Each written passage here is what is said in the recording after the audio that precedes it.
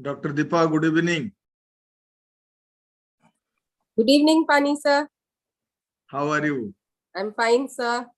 Great, How great. are you, sir?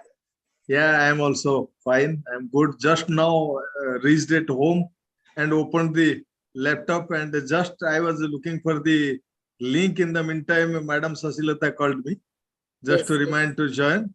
I hope yes. I can see now that her name is not appearing properly. It's written in black. Yes, yes, I can see her. Yes, sir. Yeah. I can see you, madam. Now it's okay.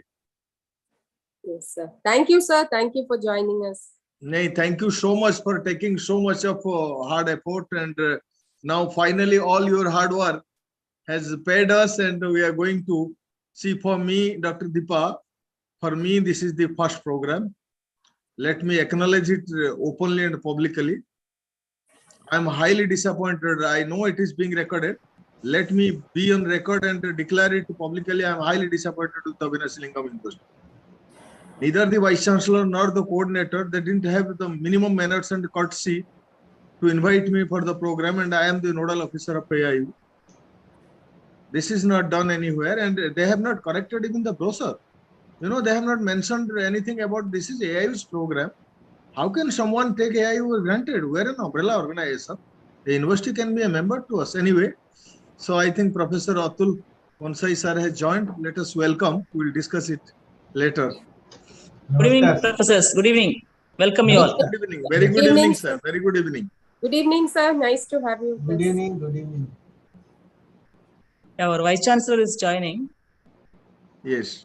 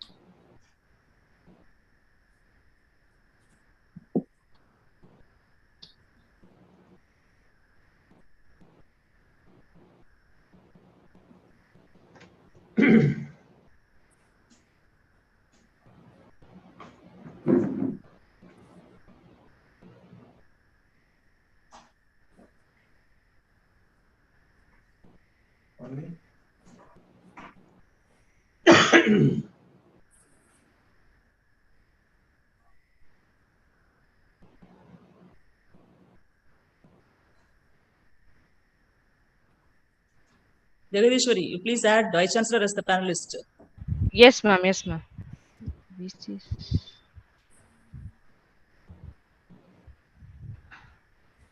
Ma'am, did sir join, ma'am? I can't able to see him.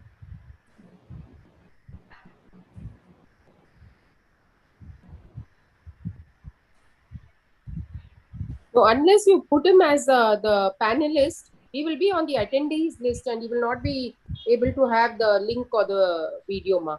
So change Yeah. sir to a panelist. Yeah, ma'am, but I couldn't able to see VC sir name in the attendees, ma'am. So ma'am will check with it. Yeah. Sir, Some yeah. problem in joining. Let me check. Check with the vice chancellor. One Yes. second.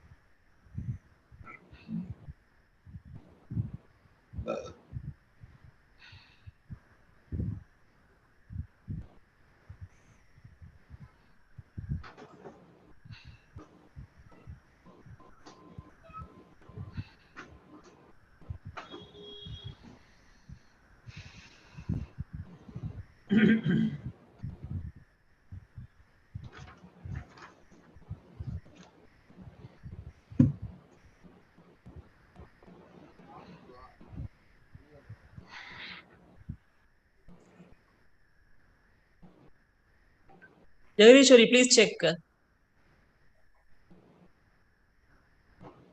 Yes, ma'am.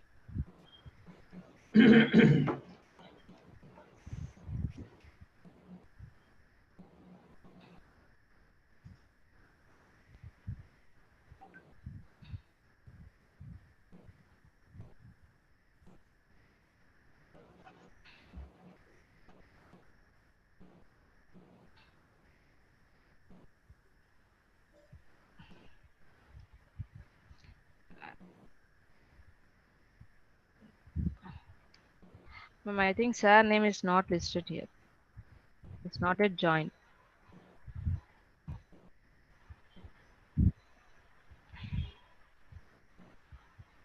Maybe from the Gmail, madam. You please check.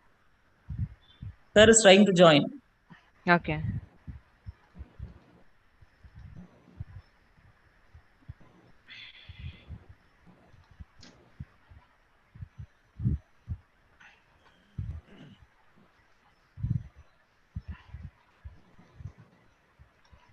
Sir Parthiban, sir, you please check, sir. I'm also checking. Yes, ma'am. Yes, ma'am. Yes.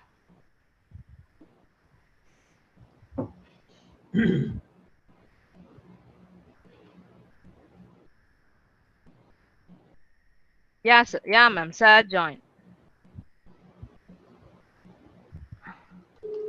Ma'am, I promote panels. Yes, sir. Okay, sir. Ma'am, sir, joined, ma'am. Good evening, sir.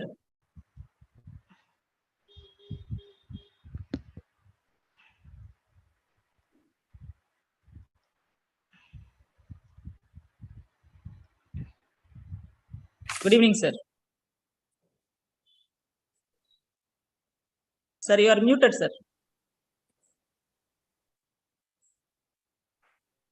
Hello, Mahendraji, how are you? Sir, good evening. Honorable sir, good evening. We were just waiting for you, sir. Yeah, there was some technical problem. Even now, Yeah. Professor, Vice Chancellor Panjanathan. Hello, good evening. Thank you. Sir, Yeah. Professor Panjanathan has joined, sir. Yeah, I yeah. could see him. Yes, sir. Yeah, Good yeah. evening, sir. Good evening to Sir, all. good evening. Sir, good evening. Sir, Namaskar. namaskar. Namaskar. Good Sorry. evening, Mani sir, namaskar. Namaskar, sir. Most beautiful person among the crowd is Professor Panjanathan, sir. Sir. Good evening, Professor Atul Kosan. Good evening. Good evening, sir. Good evening. And all of you should excuse me for a while. I'm going to the airport to receive an international guest. I will be continuing in my car. Please excuse me for a while. The flight will be landing by 7:30, 7:45. I should make my presence there. It's a compulsory. It's not option. It's a compulsion on the part of university. Please carry on, sir. Please carry on. I will join. Hopefully, I will deliver my speech in the car. Please bear with me, Vice Chancellor, sir. Don't take it otherwise. Please allow me to go. Okay, thank you. Arvindra ji, all Sir. these things are happening all out of your own earnest effort. It is your baby. Sir, it is. Sir, you are our inspirer, you are motivator, you are our navigator, sir. Thank you. It is a mutual. Anyway, please, all the best. I will join with you after 5 minutes. I will continue. Okay, thank you. Thank you, sir. Thank you, sir. Madam, you please start. Yes. Yes, ma'am. Deba, I am getting permission from you as well. Sir, please, sir. Deba may be a director for this center, but she is my daughter. Thank you. Thank you, sir. Yes. Yes, a very good evening to everyone gathered here. On behalf of Association of Indian Universities and Academy and Administrative Development Center of Amit DMTP University, myself, I'm Saji Jagdishwari, Assistant Professor of Triply Department. Welcome all the dignitaries and participants who have been brought together for the 9 days faculty development program on design and development of industry-led curriculum in the technological era. With the essence of contribution, we began a journey in designing the industry-led curriculum, which would bring out fullest and deepest potential of the students. So I once again welcome one and all present here. I extend my pleasing welcome to Dr. Deepa Rajesh, Director HRDC and AADC Nodal Officer Amit. Welcome, ma'am. I invite you to welcome the gathering. A very good evening. And Yeah, ma'am. Good evening.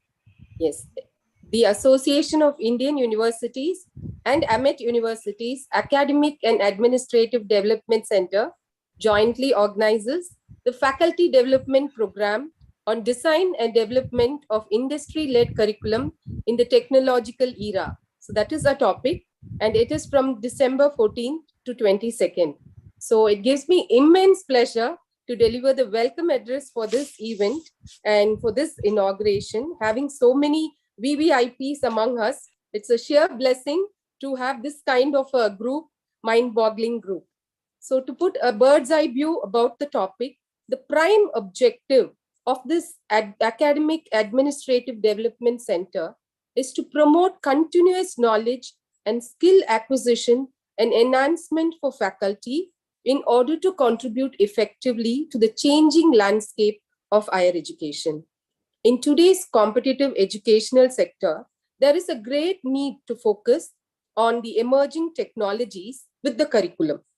It goes without saying that this would not be possible without collaborating with the industry, where without any doubt, advanced technology is being used extensively. Today's technology serves as a powerful tool for transforming learning. It can help affirm and advance relationship between industry, education, and students, reinvent the teaching learning process, help in bringing about better collaboration between the various stakeholders, and thereby in adapting the learning experience such that it churns out the industry to meet the ready students. On this occasion, it gives me great pleasure to welcome our pillar of strength, Dr. Colonel Tiruvasagam Sir, Vice Chancellor of Amet University. So as said, Sir will join us shortly. And our chief guest of the day needs no formal introduction. Sir is a veteran in his field, Dr. N. Panchanathan, former Vice Chancellor, Tamil Nadu Teachers Education University. I welcome you, sir. Our guest of honor also needs no formal introduction. Sir has been a pillar of our support and guidance from the very initial stage of inception of this idea. Sir has been contributing vividly to all the aspects in framing and reframing both the brochure and the invite. I thank you very much at this juncture, sir.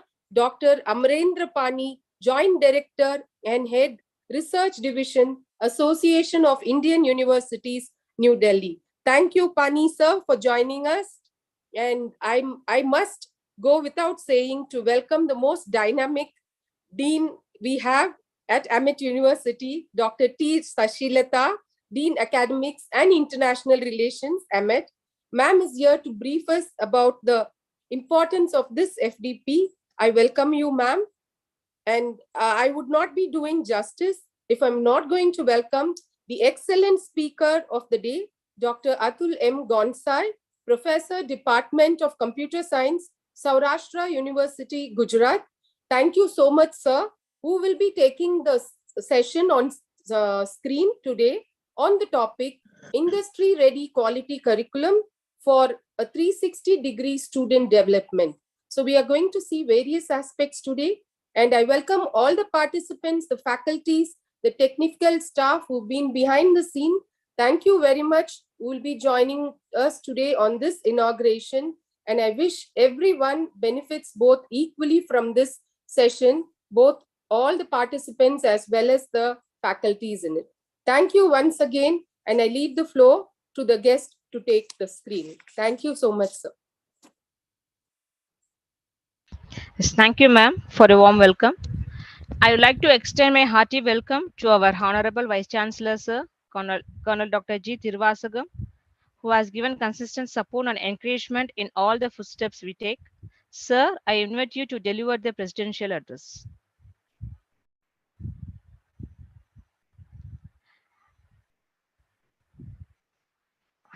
Madam, sir will join little later. Okay, ma'am. Please proceed. Yeah.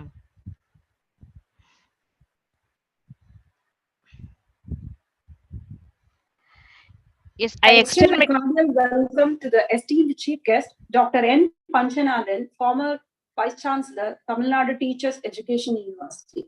I'm privileged to introduce him in this forum. Professor has more than 35 years of experience in academics, research, industry, and other extension activities. He's the first doctoral degree recipient from the Department of Business Administration of Annamalai University. Professor has mobilized research, training, and consultancy grant to the tune of 325 lakhs and was being a team member in mobilizing 20 crores through RUSA. His wisdom made him to receive 47 prestigious national and international awards and fellowships. He has presided as chairperson and members in renowned bodies such as TNTEU, MHRD, and so on. And Professor held the administrative position as registrar for the Annamalai University. Professor has visited numerous countries to divulge his academic and research expertise. Sir, I invite you on behalf of Association of Indian Universities and Amat University to deliver the chief guest address.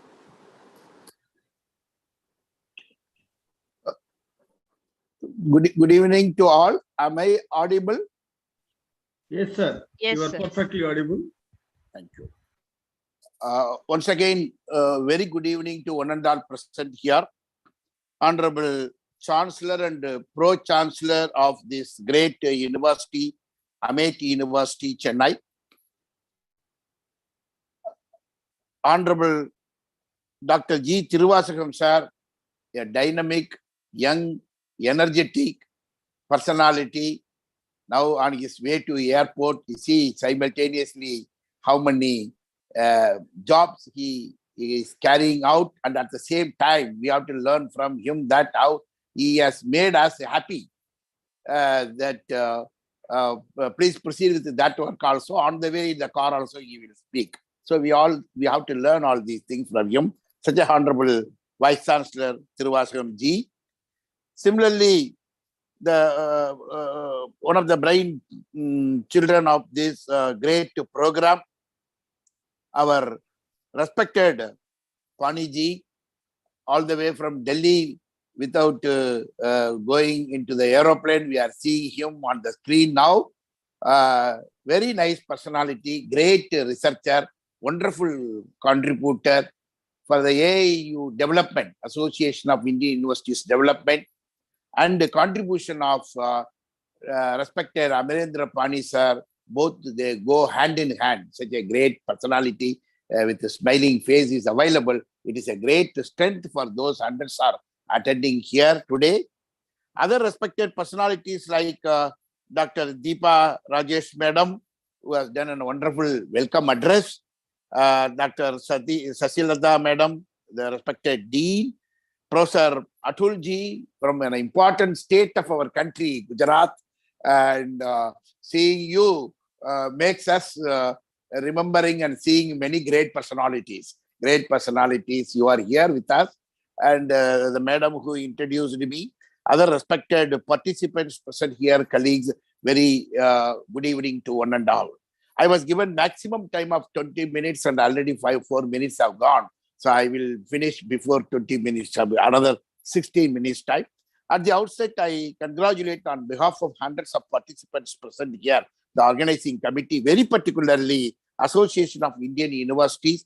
And again, specifically, Professor Dr. Amarendra Pani Ji, who is a brainchild and dedicating himself for this particular center, academic and administrative development center.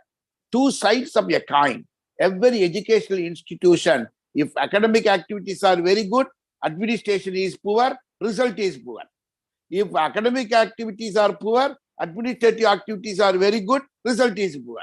So how he has cleverly, along with his team, managed to have this wonderful center on behalf of AIU, Academic and Administrative Development Center. So my special thanks go to him and his team. Similarly, Madam Deepa Rajesh has taken up the responsibility of this center, developing human resources through this center. So I congratulate her. So on behalf of all wonderful participants, I congratulate organizing committee, these organizations for organizing this wonderful program. On behalf of organizing committee, I appreciate and congratulate all respected faculties, teachers, administrators present online today. You are investing your time, at least with the two expectations that you will get some new insights, or the existing insights will get reinforced. You know something, but still human psychology, human scientific study of human behavior says somebody should repeatedly tell that. That means reinforcement should be there. So this wonderful program, 1 week, the great personality, Professor Atulji is here, who is going to initiate it today. We are going to get some new insights, or sometimes what we know already may be reinforced by him. That also we need. So once again, I sincerely thank every one of you presenting here. Regarding this title, because technically to speak, all resource persons from today are available. At the same time, the design and the development, see how beautifully it has been coined. Don't stop with the designing. Development is required, because in industry, the person who is an expert in the particular domain, he himself becomes outdated like tomorrow. That is the situation in industry, very fast changing. So design and the development of industry-led curriculum. Again, congratulations to both AIU and AMET for this particular title. I remember in one of the conferences in Coimbatore, a madam who came representing an industry, there were 500 engineers, final year students. The original case study I am telling. She told that if I want to recruit engineers, out of 500 mechanical engineers final year at the age of 21% gap, touch your heart and tell me how many of you have driving license. You won't believe. Only 50 people stood up, 450 sat down. 450 people did not have driving license. They called themselves mechanical engineers, designing engine, designing doors, designing steering, and all components of a car. And they talk more theories on that. They say, madam, I can drive. No. Do you have driving license? No. Please sit. 450 out of 500 did not have. Then again, she asked another question. Out of these 50 people, I will ask an 8th standard failed mechanic to dismantle a scooter in 3 hours and assemble in 4 hours. Same thing, you can do it in double the time. How many of you are confident? Stand up, others can sit. You won't believe, only one person stood, one mechanical engineering boy out of 500.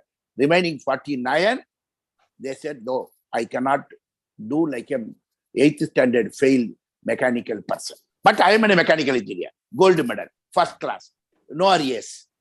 But the madam told, so what? You cannot be with me in my industry. So that is the reason I appreciate and congratulate design and development of industry-led curriculum, industry-led curriculum in technological era. So what the resource persons are going to address more, but still the teachers who are attending, professors who are attending, deputy registrars and controller of examinations, other administrators who are attending, we all should remember the truth that the outcome is more important, for which in our language we call it as board of studies. So more experts from industry must be inside the board of studies. Will it solve the problem? No. Then the method, teaching method, pedagogy. There are 150 methods of teaching. Drama is a method of teaching. Field visit is a method of teaching. Laboratory is a method of teaching.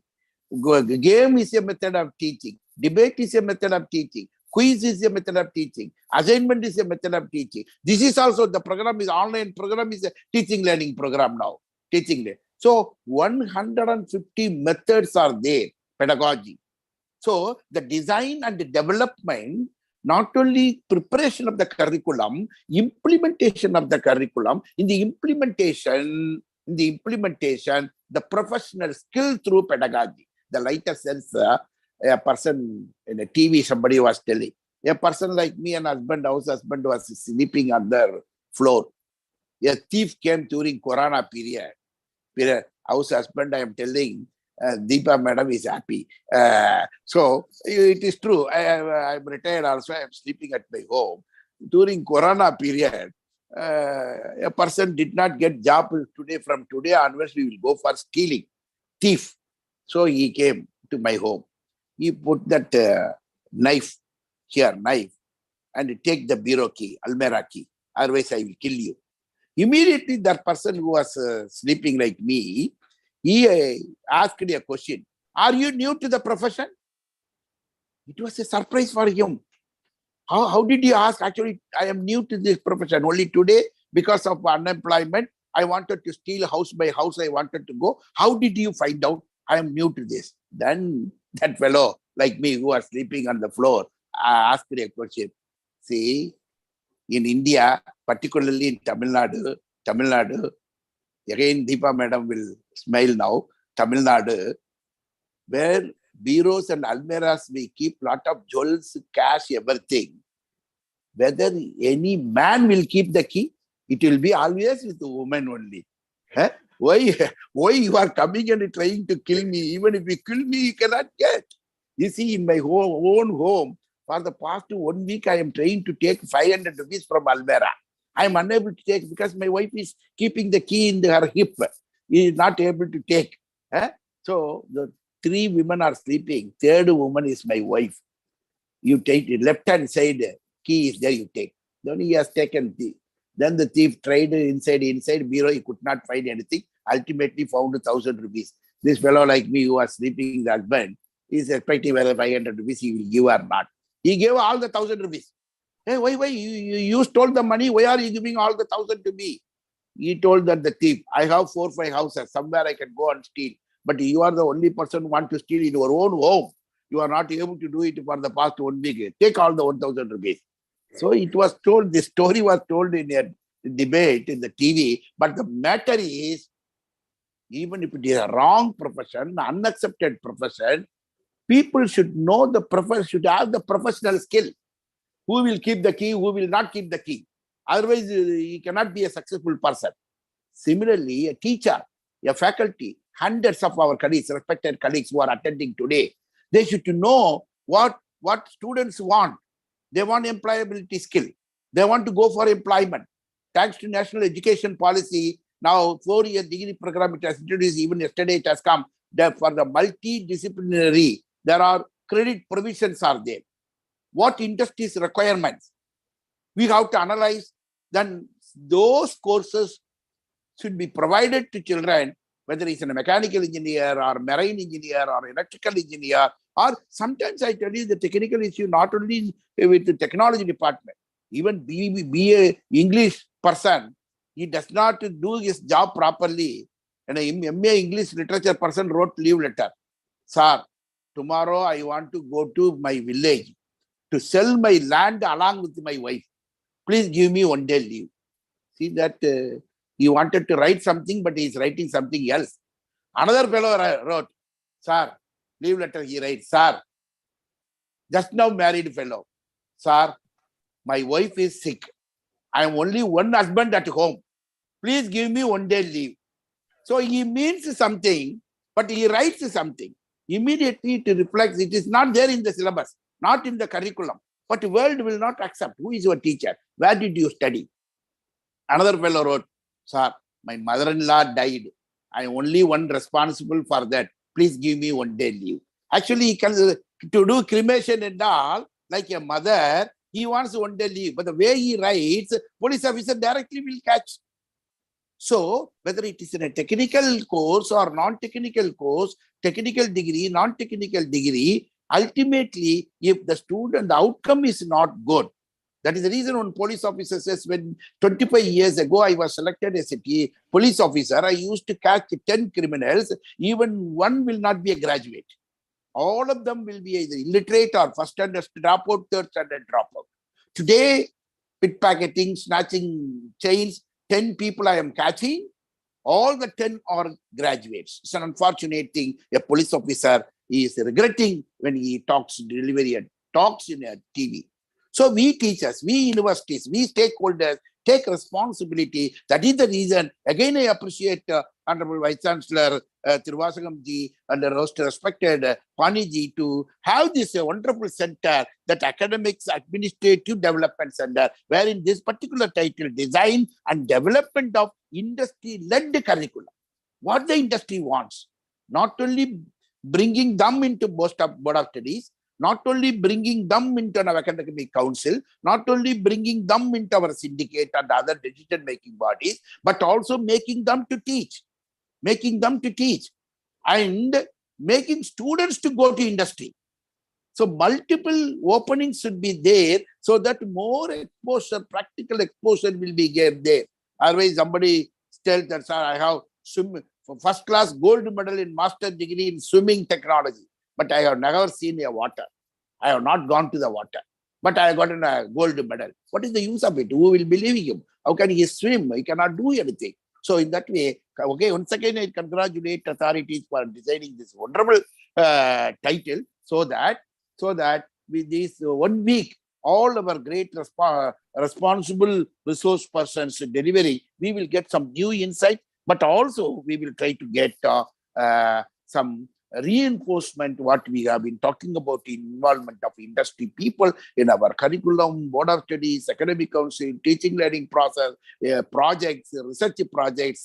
This is more important. My son, after his IIT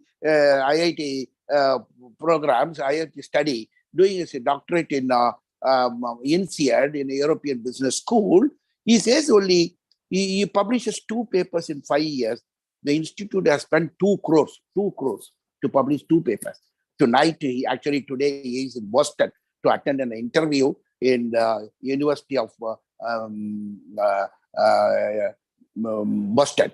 So where he has gone to attend the interview, he says the publication is only 2 papers, for which 5 years he spent. And his colleagues have spent 5 years to publish 2 papers. So industry-led, he says that, Daddy, this paper is the model I developed, straight application of healthcare in our operational research model, straight applicable in the industry. I can be a consultant on that. So design of curriculum, not only in the teaching learning process, but also in the research, everywhere, involvement of industry is more important, and for which I hope this 1 week program will give lot of input, lot of reinforcement, and lot of insights. And apart from that, the teachers, very respected teachers who are getting opportunity from Honorable Thiruvasagamji and the most respected Paniji, and listening to this great program, and you all will emerge as a great program. Training is the only way. In Tamil, we used to tell, Tanithiru, Vidithiru, Pasithiru. Be alone. Most of the times, be alone. Then Valalar says, Vidithiru, be aware of what is going on. Change yourself. Then be hungry. That means not only for hunger in that colloquial sense, but also for the knowledge. Only with these more than 400 or 500 participants are here online, 481 great personalities who have invested your valuable time to listen to great personalities for the next 1 week. I congratulate on behalf of all of us in this organizing committee, because the outcome will be the development of our country. Because national education policy says that so much after 75 years of our independence today, only 30% is GER, gross enrollment ratio. Out of every 100 children coming out of schools, only 30 children come for BA, BSc, BCom, BE, BSc Agriculture, BDS, MBBS, some higher education. Remaining 70 children do not get. Similarly, out of 1.38 billion people, around 24% are illiterate. They do not know to write their names. Even today, if you go to Coimbatore bus stand in Chennai, somebody is calling, Anna, come here. Whether this bus will go to Pondicherry, please read. He is not able to read. Reading and writing, which is around 24%, which is equivalent to 3 times of the European population. For example, if you take France, 30 crores, 3 times of France population of our country, our brothers and sisters do not know to write their names. That is the situation. And beyond that, if you produce just graduates without industry relations, they become unemployable, and employability skill is not there. then naturally, very clearly and unproductive work, a very serious way we are all doing, that will be the result.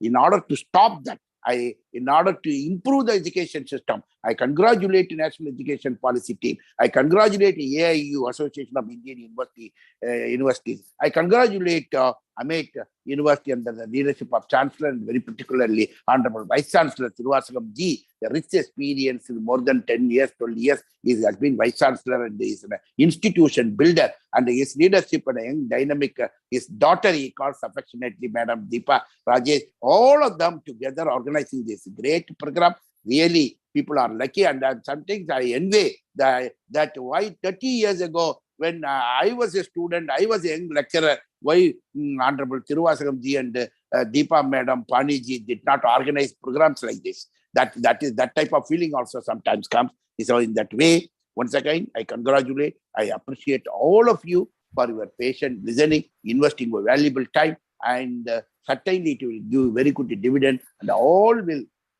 appreciate both Amet University and the AIU. AIU flag will be flying high, not only in our country, but also across beyond the borders of our country. So my 20 minutes have come to an end, though I am tempted to speak more, but I am also eagerly waiting to listen to Honorable Vice Chancellor Sir, who is traveling in a car and doing his duty. This is what we have to learn from him. With this note, once again, I appreciate, I congratulate, I am very happy and a part of this particular program. Best wishes go with all of you. Thank you very much.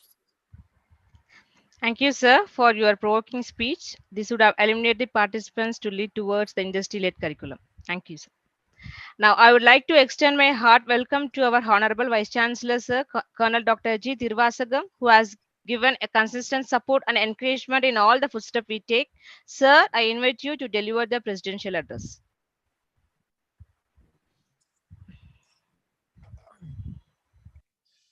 Good evening to every one of you. Are you able to listen me? Am I audible? Yes, sir, audible, sir.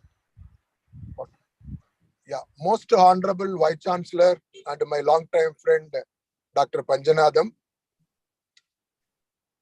beloved and respected Dr. Amendra Bani, the Joint Director of Association of Indian Universities, respected resource person of this inaugural session, Professor Goyal, my colleague and respected Director of the Center, Dr. Mrs. Deepa Rajesh, the professor who is coordinating this program and head of the Department of EEE and the Dean of International Student Affairs, Dr. Sasilada, and other respected resource persons. Above all, the participants from different parts of the country, I would like to convey my sincere greetings on behalf of the management of Amet and on my own behalf. First of all, I should get excuse from all of you that I was not able to join with you earlier, and I was not able to continue my speech with a convenient way. I am supposed to be with you all, but my job right now warrants my presence at airport. That's the reason I am traveling by car and delivering my address. First of all, I should thank AAU, especially the present President, Dr. Surendan Das, and Secretary of Central of AAU, Dr. Pankaj Mittal, for having given us an opportunity to establish the center in Amet University. And there are 10 universities which have been given the opportunity of establishing this center. Amet is one of the universities as well. Before going further, I would like to register my thanks and appreciation to Dr. Amendra Bani. Though I only conceived the idea of establishing such center in many parts of India, it has been well designed, well drafted, and well introduced by Dr. Amendra Bani. I would like to pass on the credit to him only. all because of him only. Now, all the 10 centers were established, and Amet also is able to get such center. And we are going to attract around 500 participants today, even during the first session as well. Dr. Abhendra Bani, please accept my compliments and congratulations. Sir, thank My you. dear Thank you so much. My dear sincere, see, the thing is, no, when I was the Vice Chancellor, when I have taken the responsibility of Vice Chancellor of Bharathiar University, I felt very happy, and sometimes for certain reasons, I was unhappy. Why? I was told by the people in and around Coimbatore, the self-financing colleges of that area, they charge heavy fees for the students. That time, a Vice Chancellor who came from a poor family felt very bad, because when I am the Vice Chancellor, no one should suffer. Poor students should not suffer. Having that in my mind, I introduced what I called free education at the Bharathiar University. Now, every year, 600 students are getting benefit out of it.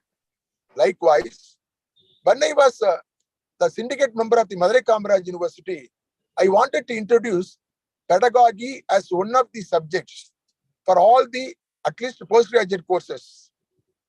But there was big opposition from teaching staff and its association. I could not make it. When I became the Vice Chancellor of Bharathiar University also, I felt there's a strong need for going for a subject, at least research methodology and pedagogy as well.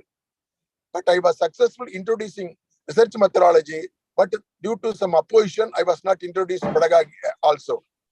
It was same case with the University of Madras. I know pretty well the postgraduates, of course, with the PhD degree holders, they may be good enough in their subject, but they may not be good enough in teaching methodology and pedagogy.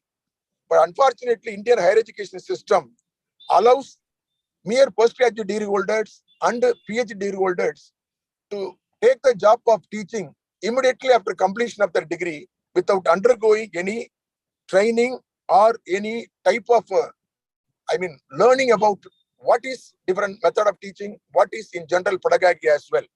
Whereas the school teachers, the minimum requirement of qualification is B.Ed and M.Ed. So what I thought, why not the teachers who are being recruited for teaching purpose should undergo at least 6-month diploma course in pedagogy as well. So that is that and all in my mind for many years.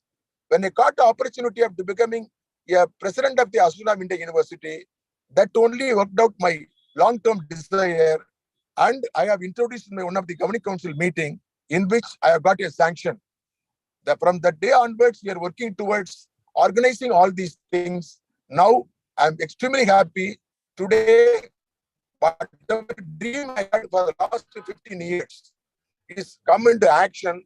Now we are going to provide such a facility to all the teaching communities, not only teachers, as correctly observed by Dr. Panjanathan, but also the administrators.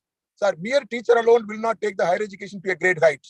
We need very experienced, learned and trained administrators also. That's the reason we have combined administration and academic. And I am very confident that because I don't have much time, I am just nearing the airport, sorry to say, and so many things I have prepared to share with you, importance of industry-oriented education. I'm not worried because whatever I wanted to tell, it was well defined, well said by my friend Dr. Panjanathan. I have also enjoyed his entire speech. Hopefully, you might also enjoy it. So, with these few words of observation, I would like to extend my sincere thanks to Dr. Tiba, who has taken long, very trained in establishing center and organizing this program. I would like to thank Dr. Sasigala also. Ultimately, every one of you will be, I am very confident, will be benefit out of it. Wish you all best of luck. Sorry, I am not able to proceed further. Please pardon me once again. Thank you very much indeed for the opportunity given to me. Thank you very much, sir. Thank you. Thank you, sir, for emphasizing the significance of industry-led curriculum to meet out the current technological challenges. Now, I extend my warm welcome to the esteemed Chief Guest of Honor, Dr. Amarendra Pani, Joint Director and Head, Research Division, Association of Indian Universities, New Delhi. I'm grateful to introduce him in this forum. Professor has an extensive expertise in the area of research methodology in education. Being a joint director, Professor is divulging his proficiency in planning, monitoring, supervising in the conduct of research projects, and also providing training, capacity building through organizing workshops and seminars. He held administrative positions such as Deputy Registrar and Finance Officer in HNB Garwal Central University, Srinagar. Professor has launched his crutches in some of the apex agencies in education like NCRT and in some of the premier and reputed academic institutions like Punjab University, Chandigarh, Indira Gandhi National Open University, New Delhi. On behalf of AMAT, I welcome you, sir. With a sense of humbleness, I invite you to address the gathering. Thank you so much, Dr. J. Padmapriya.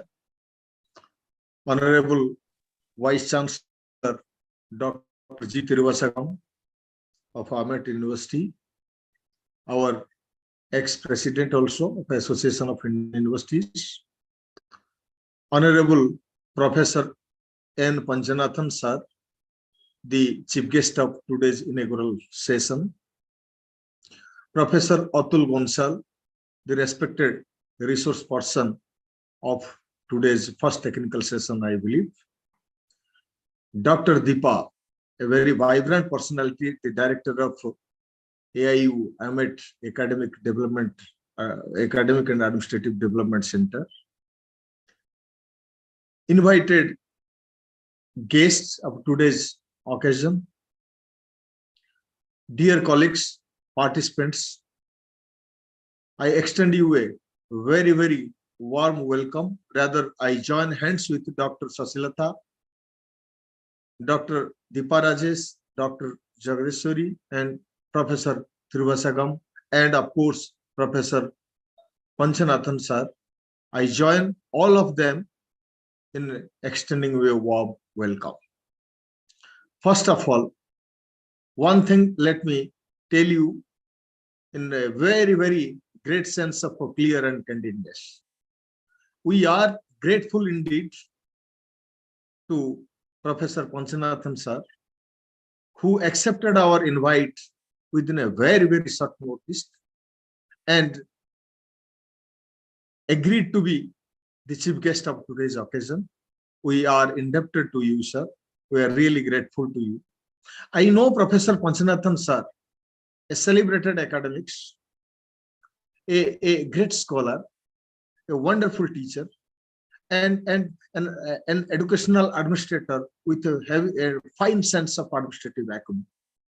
Sir, thank you so much for setting the tone of today's inaugural session and making, in fact, re-energizing our spirit of our entire team, including Dr. Deepa, Dr. Sasilata, Tiruvasagam sir, who has been my motivator, my inspirer, and you know, the inspiration of Professor Tiruvasagam, really, that works as a catalyzer for me, and that works as a teaching factor me to run more faster and produce more productively.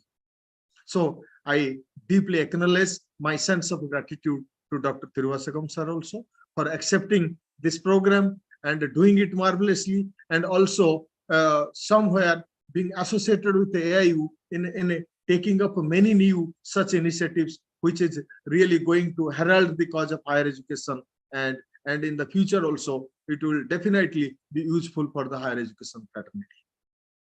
Dr. Deepa deserves the accolade of all of us for taking great care of this program, the way I conceptualize it, the way I postulated the program. She has carried forward the pattern in its exact sense and spirit. So therefore, I really convey great regards and I admire the efforts put in by Dr. Deepa Rajesh. Of course, I do acknowledge the contribution, patronage, and support by Honorable Chancellor of AMET University and Honorable Pro Chancellor Rajesh ji, एक young व्यक्ति, vibrant व्यक्ति, जिन्होंने आज institution, the person who is giving leadership, I'm sorry, little bit sometimes today. I was delivering a talk in Bardwan University HRDC Center, and they had given me a topic. Under this Guru Dakshata program of UGC, the syllabus title and topics are already prescribed by UGC. They simply assign you the topic, and my topic they had given me, the fundamentals of a strategic and transformational leadership in higher education. Ladies and gentlemen, trust me, this is an area of leadership, academic leadership, which is dear to my heart, as I do understand and believe the scholastic tradition of our country is declining gradually, and the scholars are becoming now the people of keeping scholastic minds, right? They are on the verge of extinction, and they are now the endangered species in academic system.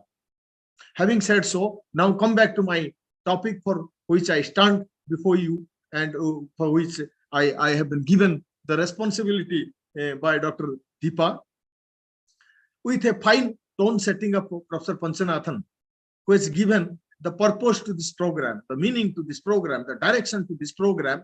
I take little bit further, giving few just a brief background about this program. Ladies and gentlemen, last few decades, enormous changes has come to the field of education in general and higher education in particular. There has been a very, very significantly and a massive paradigm change in the sector of education. And the revolutions, the reforms, path-breaking reforms coming into the sector of higher education is definitely posing a very complex and formidable challenge before the academic community, especially we teachers, we policymakers, and the academic and administrative functionaries of the university system. As we understand, universities, I always believe and say, universities are the citadels of the learning. Universities are the places where seasoned scholastic minds, they collectively engage themselves in exploration of knowledge. Right? Ladies and gentlemen, things are changing.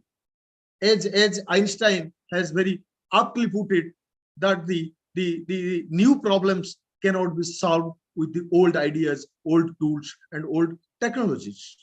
So therefore, we have to rethink something, we have to redesign, right? And we have to revisit to the functioning aspect, procedural aspects, the way we have been traditionally working. Especially after this emergence of COVID-19, which has really given a different kind of experience, and we are calling it a new normal, right? Such kind of new normals are witnessed in the scientific and research parlance also. Many new things are coming. And today, just let me take a little bit of time. I hope I'm not delaying this session. In fact, Professor Atul, definitely we feel sorry that your schedule was something and we overshot your schedule. But let me just explain my colleagues, which are in massive number, they have joined, 478 I could see.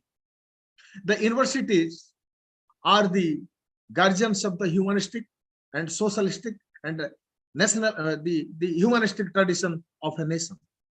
So therefore, we people, especially the intellectual community, we have to keep on churning out of knowledge, exploring it, doing research, and for that we need training and leadership.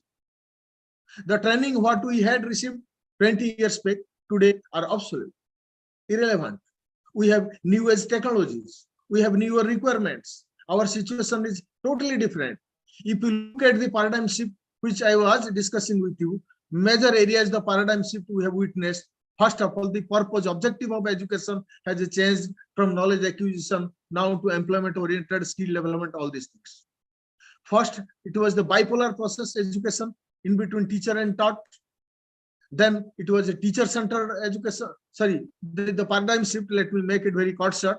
I will not go long for it. Teacher and curriculum-centric education to student-centric education.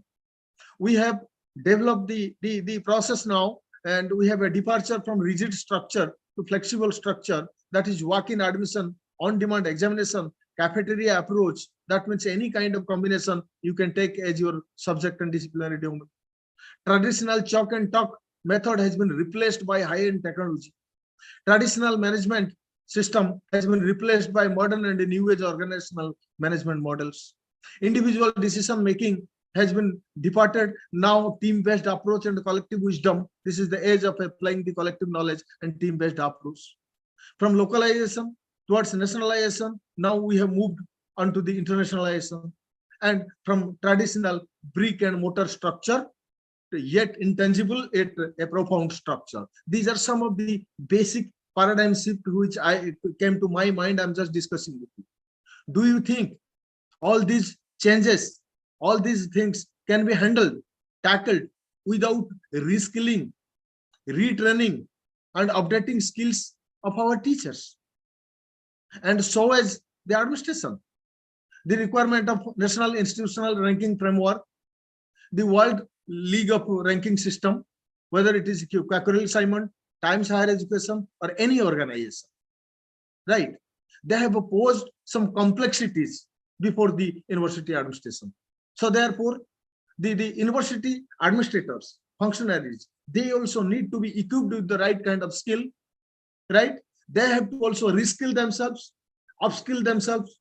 So that was the moot point, the genesis of this idea for establishing the academic as well as administrative development centers in the universities. So initially we choose 10 centers. One of the centers, after running with us for some time, before they start the program, they declined. This was Chanakya National Law University Patna. They declined. Now with this program is being continued with the 9 universities. And Amet University, let me put on record, Amet University is really done marvelously well in designing the program and keeping it fitting into the theme, main theme and the objective of this scheme, that is AADC. Here, let me put just a little bit information before my audience. You must be knowing, but let me tell you, we were talking about the requirements of Industry 4.0. Industry 4.0 basically is something when the technology like artificial intelligence, robotics, big data analysis, Internet of Things, these are the aspects which are being dealt in the time of Industry 4.0. But before that, has this question ever bothered you? What was Industry 3.0? What was Industry 2.0? What was Industry 1.0? Just in 4 sentences, let me tell you, Industry 1.0 started when we started using the steam engine, and the engine or machine or system was fueled by using the steam power. Industry 2.0 came when we invented electricity, and our machine, our systems, and all the aspects of engines, all these things, they started running through electricity. Industry 3.0 is the emergence of information communication technology, which brought a massive revolution in the field of communication. And whatever social media, anything today we are doing, including your flip classroom into technologies and the whiteboard and so many things right now, because to concert the time, I'm just concerting my points, what I thought to deliver. So all these things are possible because of information communication technology. And Industry 4.0 speaks about the latest things like artificial intelligence. Today, even in hotels, the robots are serving the foods and the waiters are being replaced. But ladies and gentlemen, being a traditional scholar, being a passionate teacher, and being a reasonably, I think, a good researcher, I can just say the teachers cannot be replaced. Whether it is any kind of machine, artificial intelligence, and all these things, they are just tools. They work as catalyzers. So in a nutshell, all these things have really posed a formidable challenge before the university faculties, university administrators. So everywhere now there is a absolutely need of reskilling our teachers, administrative functionaries to deal with various aspects and managing the university administration in an effective manner. So let me now complete these things. We are really extremely sorry for Professor Atul sir. I really feel sincere apology because the whole session has been delayed and unusually delayed. We have overshot the time. Really, just once again thanking you all, and especially thanking all our 478 candidates, colleagues, those who have logged into this program. Let me say this is a massive success of this program. And thanks everybody. Dr. Deepa, once again, thank you so much for inviting me as the guest of honor in this program. Thank you so much, and good night to everybody. I keep my words concluded here. Thank you so much. Thank you, sir. Thank you for your remarkable delivery. Now, I extend my pleasing welcome to Dr. T. Sasilata, Dean Academics and International Relations, AMIT. Welcome, ma'am. I invite you to give the overview of the FDP.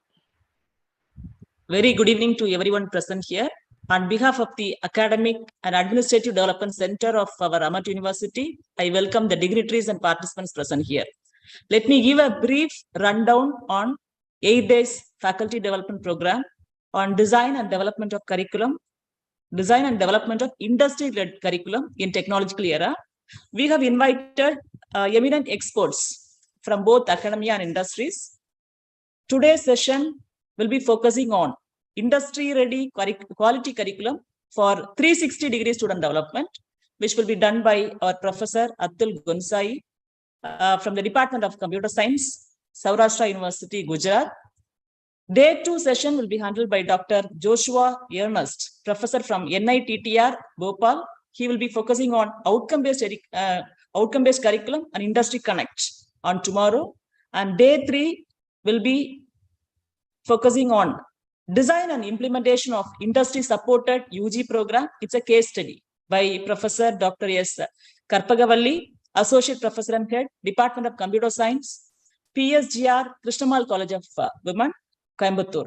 Then day 4 will be handled by Dr.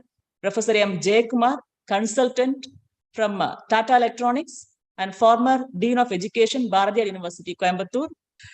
He will share his expertise on curriculum construction process for industry-led curriculum. Then day 5 will be taken care by Professor Dr. Devi from Bharathiar University, Coimbatore. She will deliver the talk on digital technology implementation, Industry 4.0 as well as 5.0.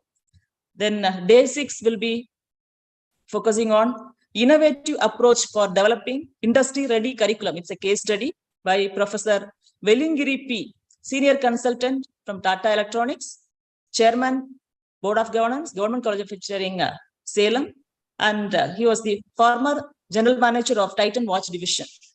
Then day 7 will be handled by Professor Srinivasa Raju, Division Head, UTL Technologies Limited, Bangalore. He will focus on industry-led curriculum, focusing different skill sector. Then last day will be handled by our Dr. Dinesh Babu, SO. He will be sharing his expertise on disruptive technologies in maritime sector, Industry 4.0. Today's FDP is focusing on the industry-ready quality curriculum for 360-degree student development. You know, we live in a rapidly changing world that is struggling to respond to economic, environmental, and social transformations, including technological advancements, climate change, and migration. These transformations, and in particular, the impact of digital technologies, have increased demand for higher order skills, competencies, and knowledge. They will need to succeed and constantly changing. So this is not about learning about digital technology, but also about digital technological era, which impacts on aspects of curriculum, teaching, learning process. So in an effort to meet these challenges, we need to redesign the curricula so as to better prepare young people now and in the future. So I hope that the FDP will pave a way for the academicians to redesign, rethink the curriculum for the benefit of the younger generations. Hope all of us will enjoy these sessions. Thank you. Thank you, ma'am, for igniting the crew. Now let's begin with our today's session. I extend my cordial welcome to the esteemed guest speaker, Dr. Atul M. Gonse, Professor, Department of Computer Science, Saurashtra University, Gujarat. I am honored to introduce our guest of today. Professor is the first doctoral degree recipient of Saurashtra University. He has received Career Award for Young Teacher from All India Council for Technical Education, New Delhi, with the reward of 10.5 lakhs. He has set foot as academician, such disciplinary, and an efficient administrator and professors being a member and chairman of the various committees such as NAC, UGC, AICT, and IET, and so on. He has an extensive contribution in disseminating the knowledge in numerous national and international organizations. He has published more than 125 articles in renowned journals, authored 8 books, and being a member in various professional society. So, on behalf of the Association of Indian University and Amit University, I welcome you, sir, and I request you to share your proficiency.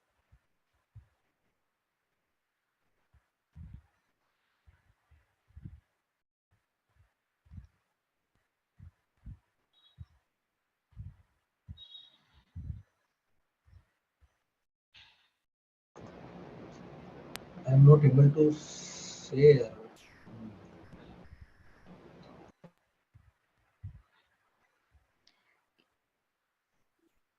Yeah, your presentation is visible, sir.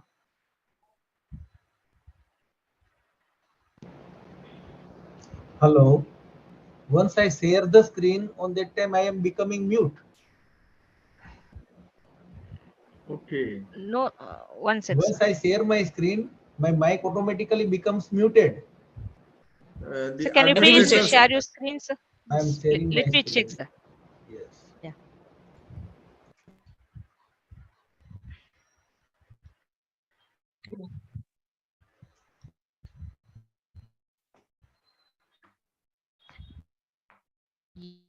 Yes, yes, sir. You have automatically Now, muted. yes. Parthiban, Yeah. sir? Yes. Now, Yeah, now it is I- okay. Okay.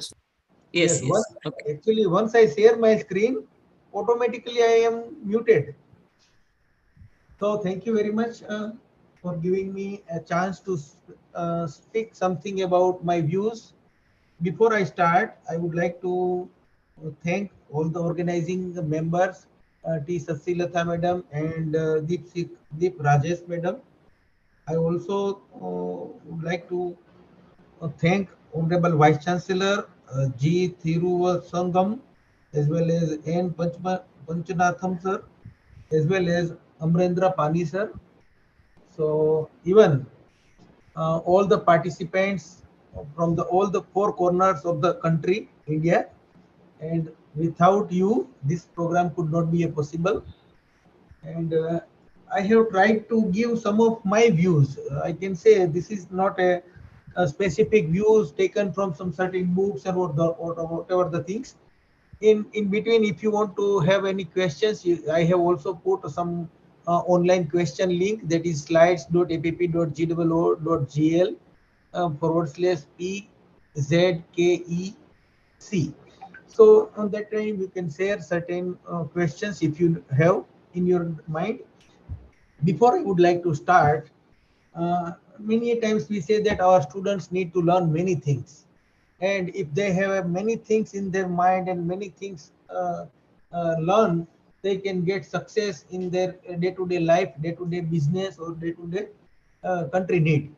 So many a times we say the student need to learn presentation skill, how to give a good presentation in front of a people, in front of a student, in front of a business customer. So they need to learn some presentation skill, some questioning skill, that how they can get the answer from the customer, or maybe answer from the other colleague. Some listening skill, like sometimes we people are not listening to different people.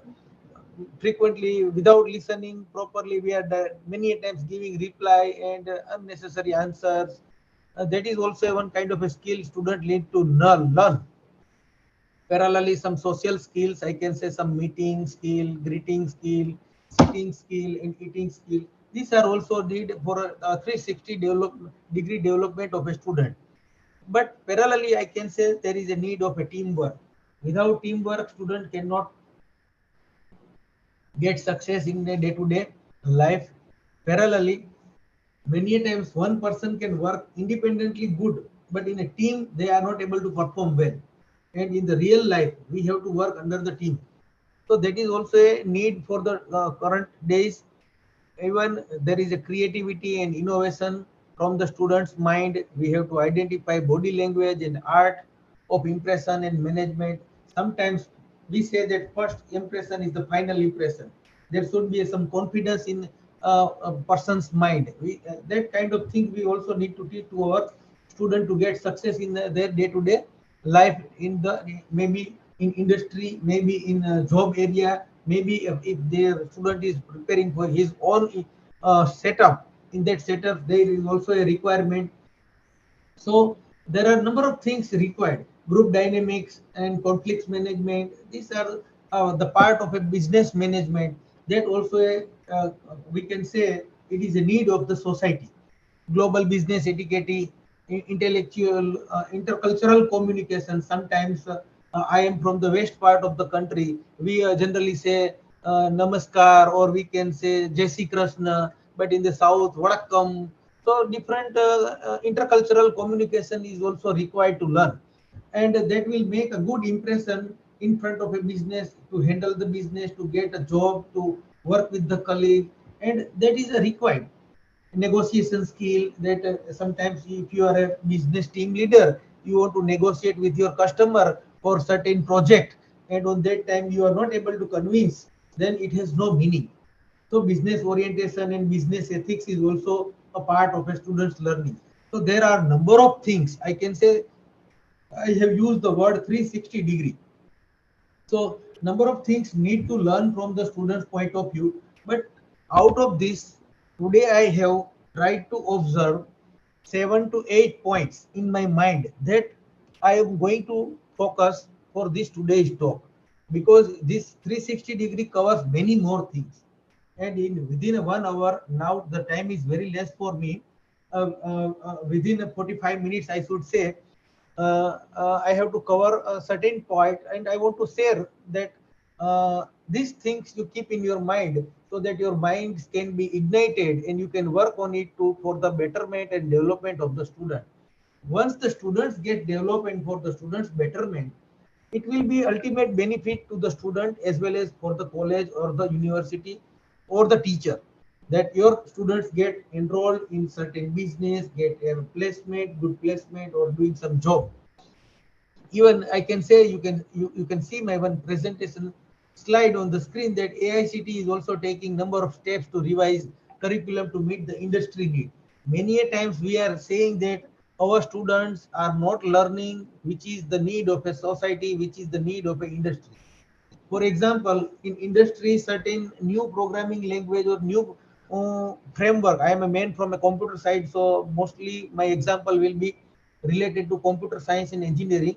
But maybe certain other field, like I can say, there is a Scala programming in a CNC machine for a mechanical engineering student, but the students are not learning the Scala programming for a CNC machine. So once the student gets passed and going to the industry, he might not be aware of it, and at that time he or she is not getting satisfied. He or she is not getting absorbed in the industry, or there is no confidence. There may be some more learning time. So these are the things, and AICT chairman Professor Anil D. Sahasrabudhe also said that about 60% passing out of a technical education institutes are not industry ready, and for that AICT has tried to develop a different curriculum which can accommodate the student for the industry need.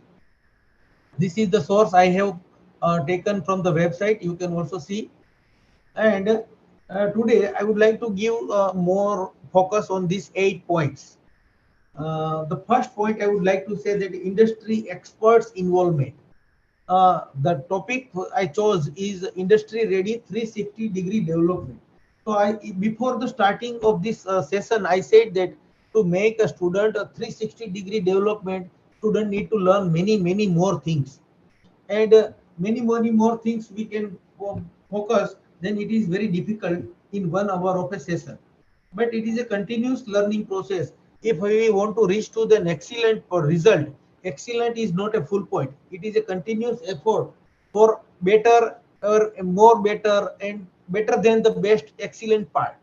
So this cannot be a full point. We have to do every day some new innovative things or some new excellent part to improvise our system to get benefit to the student.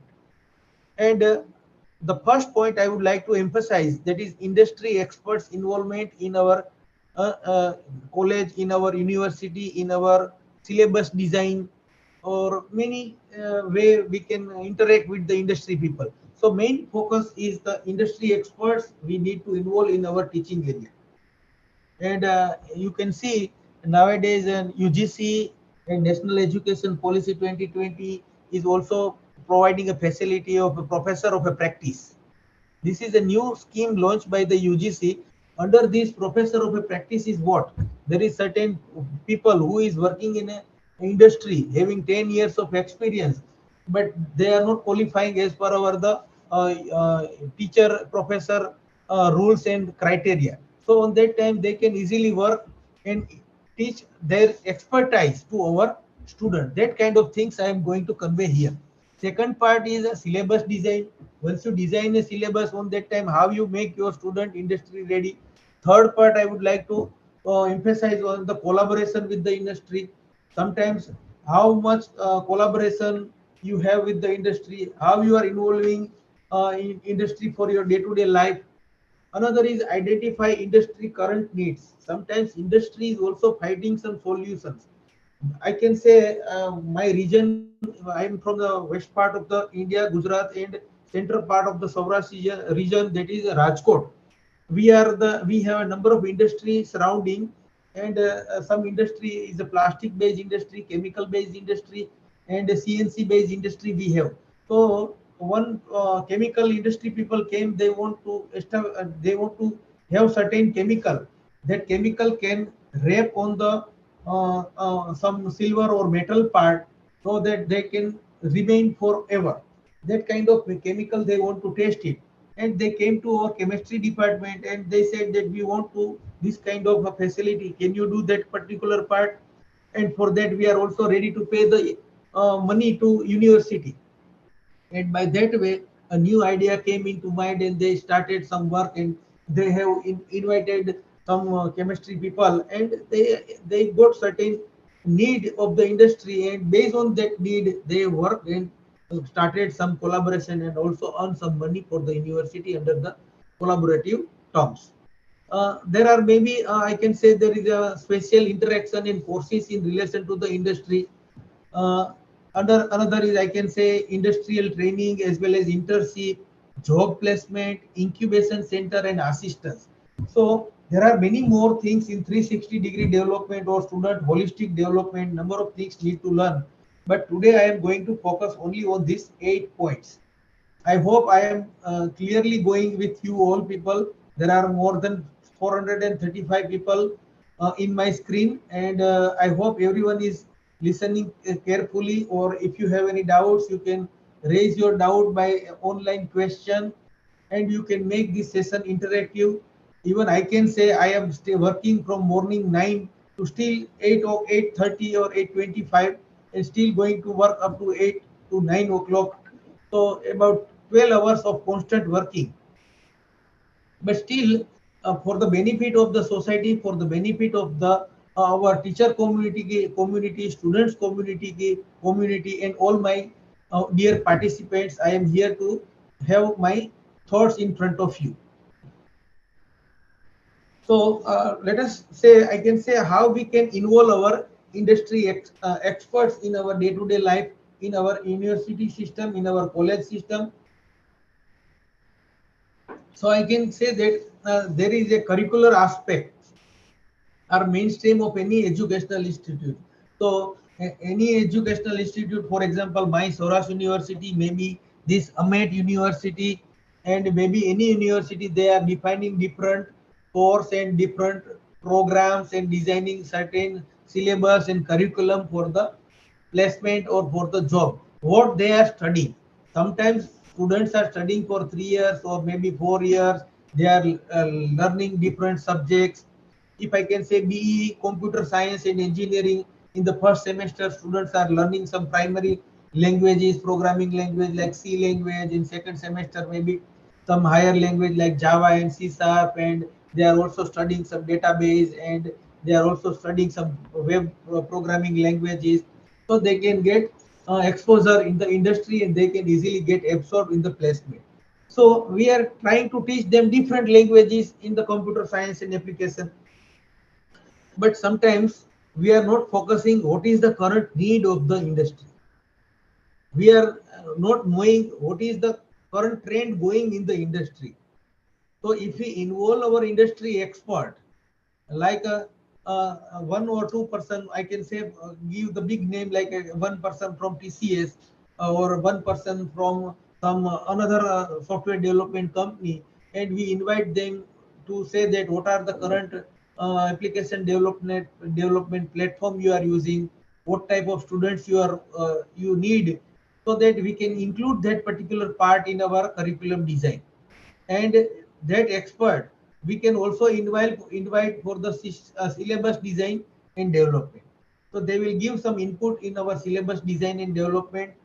Many times we teach our students programming language, but we are not focusing on the how to make system requirement analysis. They are very much powerful in programming, but they are not able to design some screens and all that kind of thing. So in industry, we say that people are working in a team. One person is designing only the screen, another person is designing only the database, third person is only writing the code to make interaction, three-tier application development. Many times we use the word three-tier application development. Work is going on industry, but we are not going to tell our students that what is this three-tier application development.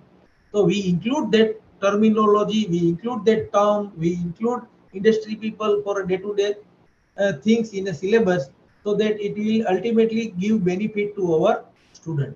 We can take input from the current industry need, we can put industry expert in board of studies, and we whatever the expertise they have, whatever the need they want, and they by that need we can incorporate in our syllabus, so that students can learn that part and they can easily work on it.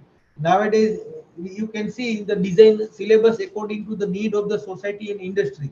Nowadays if I can give the one example in a computer science and software development industry, most of the people are working on a Swift language, Kotlin, R, Python, Scala. So we are not going to teach everyone all the things. Mostly we are going to teach C, C++, Java, some scripting language, or Python, Python, or some web-based application. So in industry, they are working on specific platform. So we can include one or two part in our syllabus with the help of industry expert. And based on that, we can make our syllabus industry ready, so that students can learn it and that can easily get absorbed. This is one point that I want to say. The second part is the syllabus design. Syllabus design is also related with the industry people, because once you design a new syllabus, on that time we need to invite the industry people, and based on the industry need, based on the society need, we have to design our curricula with focus on local as well as national, or we can say regional and global development need. I can say I am near to the Rajkot, and my one of the another city is Morbi, which is about 60 kilometers away from Rajkot. And you all, my dear participants, will be very happy to listen this news that Morbi is famous for all tiles, vitrified tiles, wall tiles, ceramic, and all these things, and producing about more than 30 to 40% of tiles in entire country. And in that time, for tiles, they need one designer, tiles design and tiles types, like size, and that all is currently a local need. So we need to design our course which can design or tiles. We have a number of plastic based industry. We have a industry for developing plastic product. So we need some plastic design.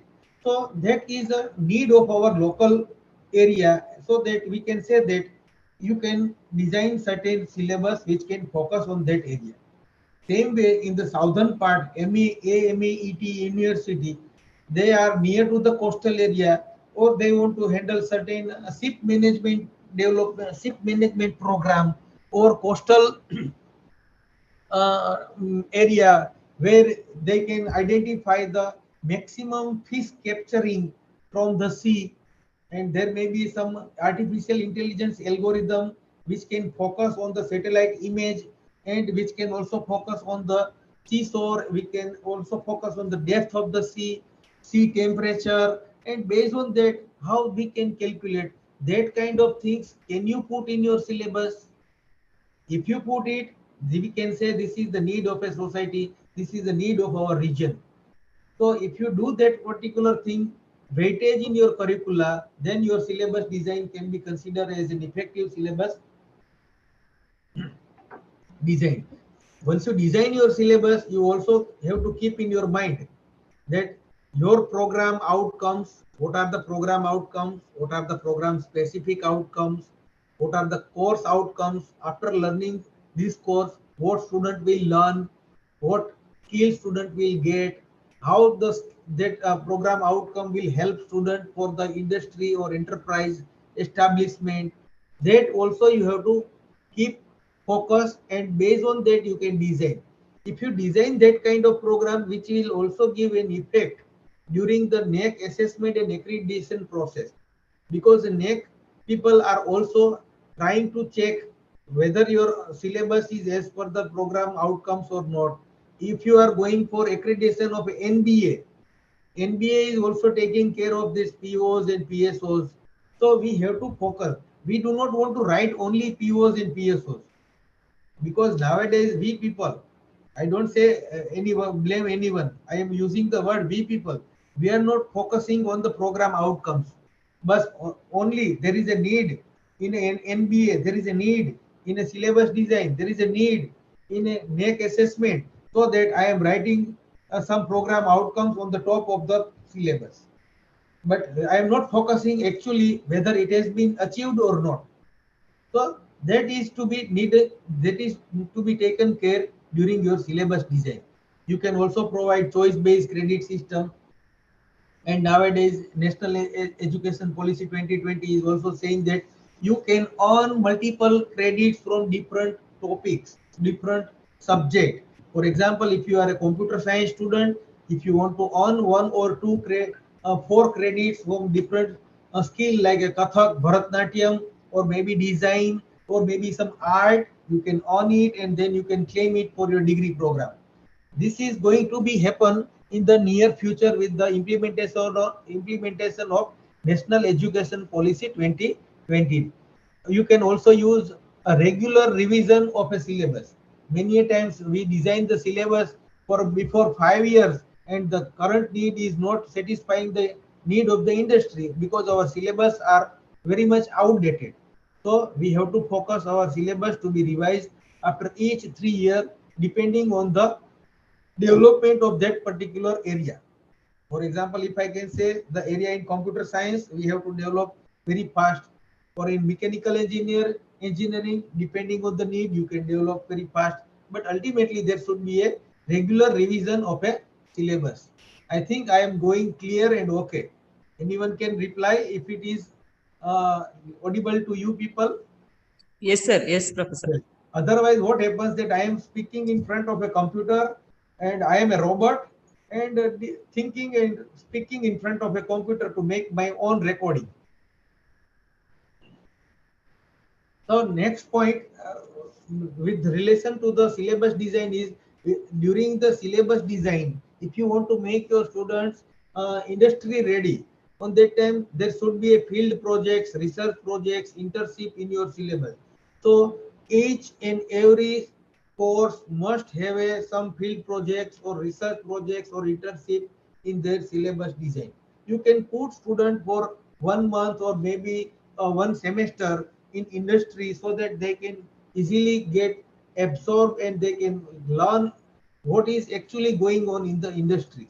So we have to put in each syllabus. Many times we say that our course is a Bachelor of Business Administration, or many times we say that our course is a Bachelor of Commerce. How I can put my student in the industry? You have to identify. You can put your commerce student to the some industry where they are service-based industry like some chartered institute or some chartered accountants person where they can learn some accounting and management or financing management.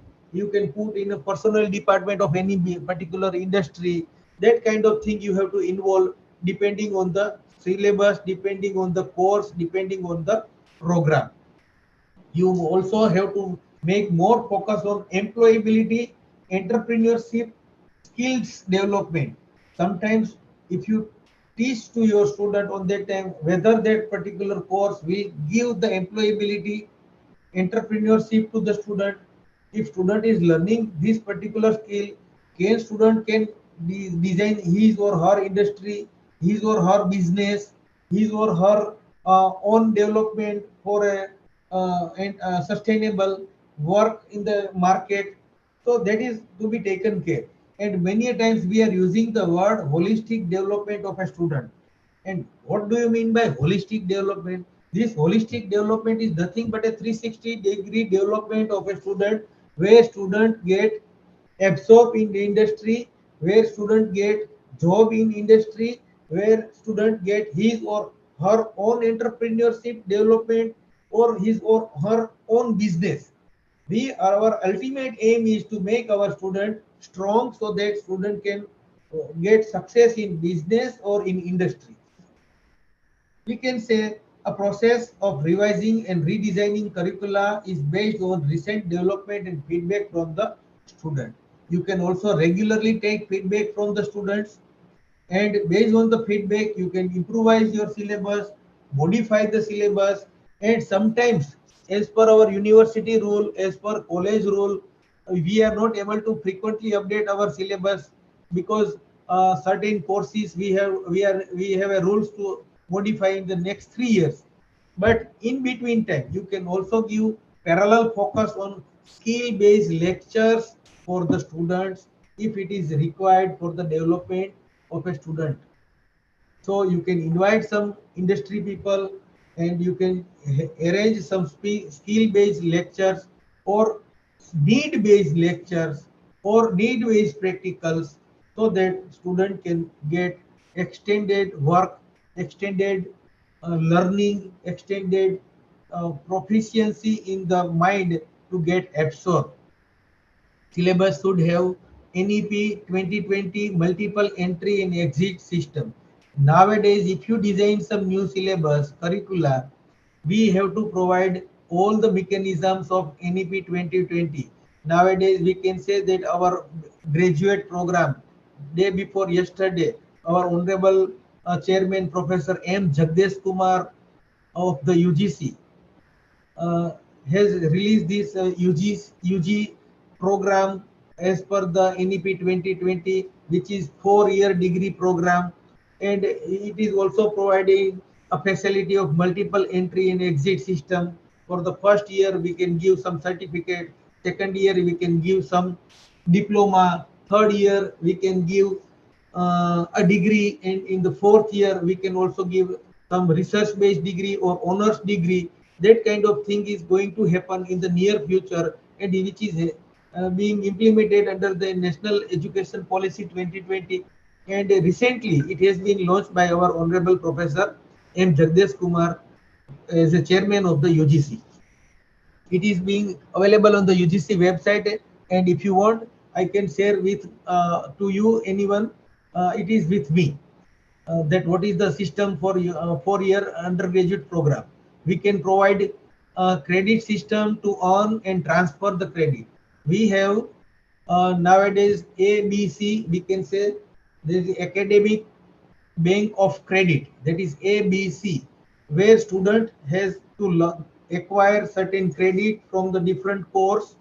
That credit is being on and which is stored under the bank. We can say like a money bank. Here it is a credit bank. If you get certain credit like a 60 or 70 credit, you can earn and you can get a degree or diploma for your future. That kind of thing you can provide. You can also provide credit transfer. One computer science student wants to earn some credit from the mechanical engineering, and he wants to learn the Scala programming for the CNC machine.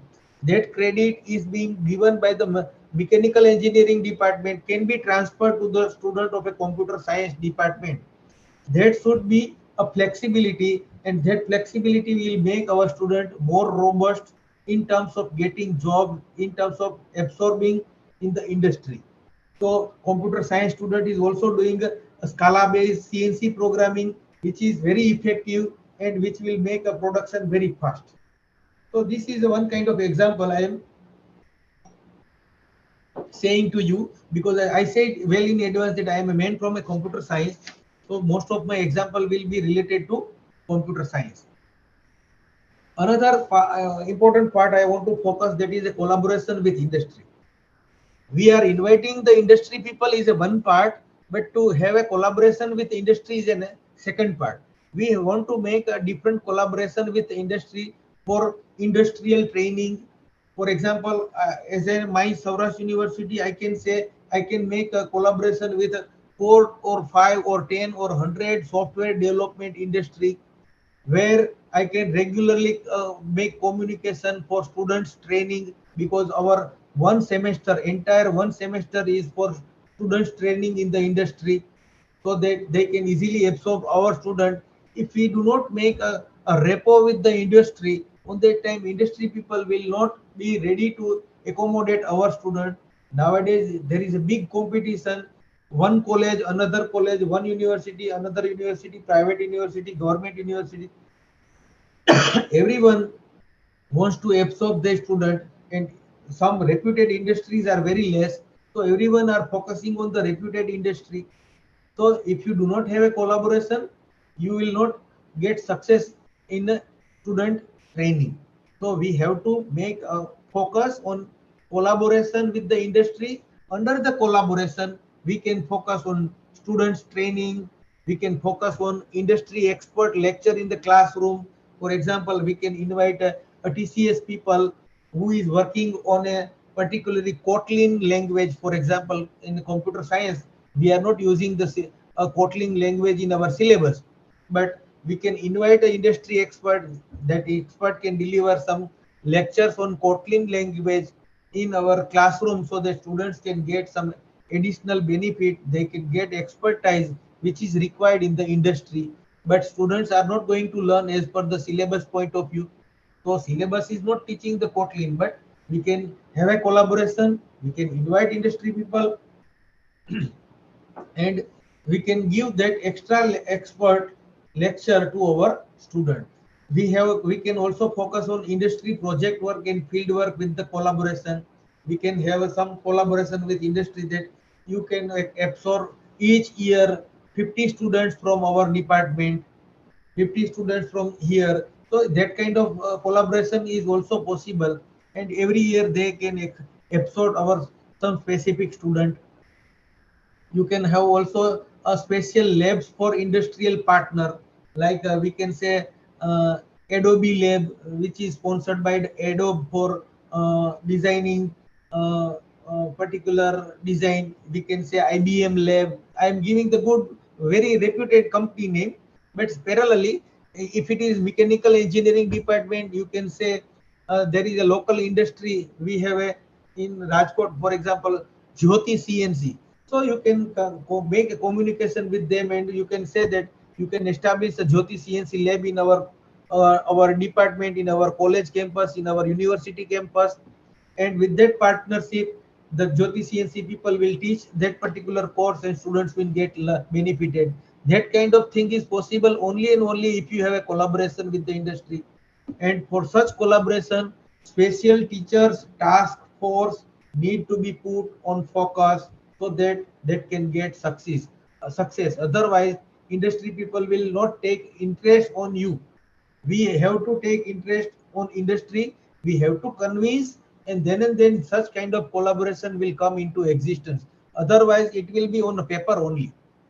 We don't want to make collaboration on a paper. We want to use that collaboration for the 360 development of our student. Parallelly, you can make a collaboration for a placement and recruitment of the student.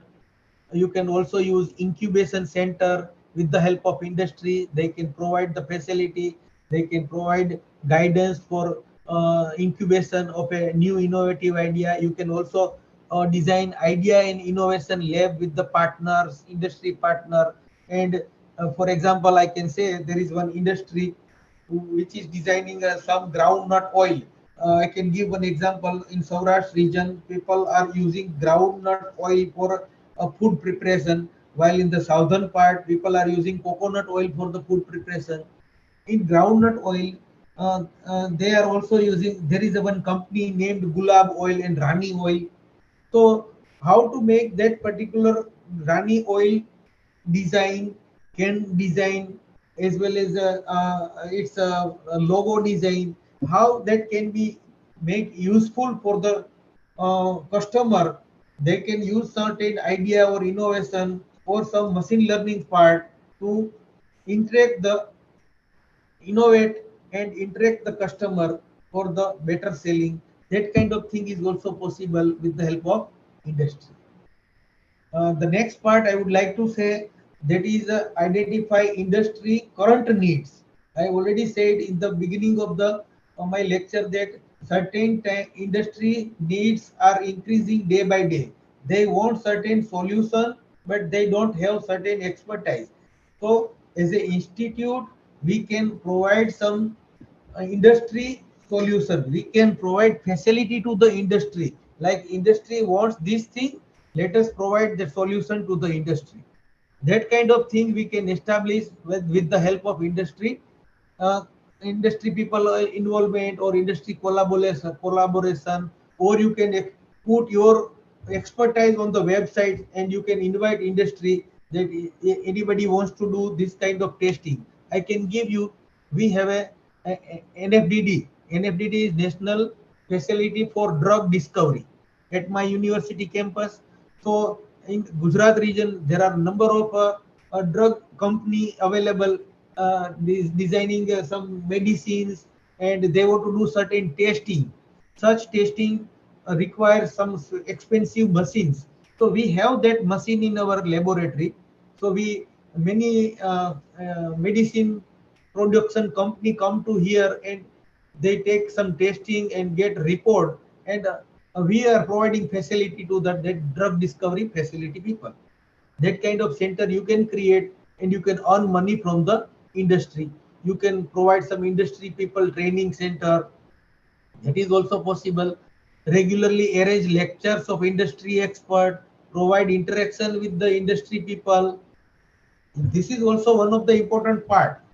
We people focus on industry to come to our campus, do some placement and recruitment, and they can go away. But we have to have a regular interaction with the industry people. You can, on an average, invite people within 1 month or maybe 1.5 months regularly. What are the things going on? Different people you can invite, have some interaction. Then and then you can identify what is the current need of the industry and how the industry people get impressed with the institute or university or college. If they get impressed, then and they will show interest on your students recruitment. You can use the creative industry environment under the mock practice. You can also design some mock practice where you can have a industry environment in your lab with the industry version 4.0. Now it is 5.0 is also coming. So how the mechanical people and electrical people is working together, that type of mock practice you can also invite. Like in we can say this is mock test. If the students of the law, they are studying, they have some mock court. Under the mock court there will be one judge and two advocates are doing argument on advocacy, and that kind of thing is there. But have you seen any mock practice in a college for the computer science people or some mechanical engineering people or electrical engineering people or civil engineering people? What kind of things that can do it? So we can think of it and we can provide some mock practice for the students to identify industry environment. Parallelly involve industry in thinking in idea lab. I already said you can revise syllabus based on the industry need or provide additional course. Like sometimes we have revised syllabus, but that syllabus does not cover the industry need. On that time, you can provide some additional course with the help of industry to your student, and based on that, you can easily absorb the student. You can also have a special interaction and course in relation to industry. So you can also arrange regular meeting with or conference for the industry people to identify their need. I have already said student interaction with the industry people.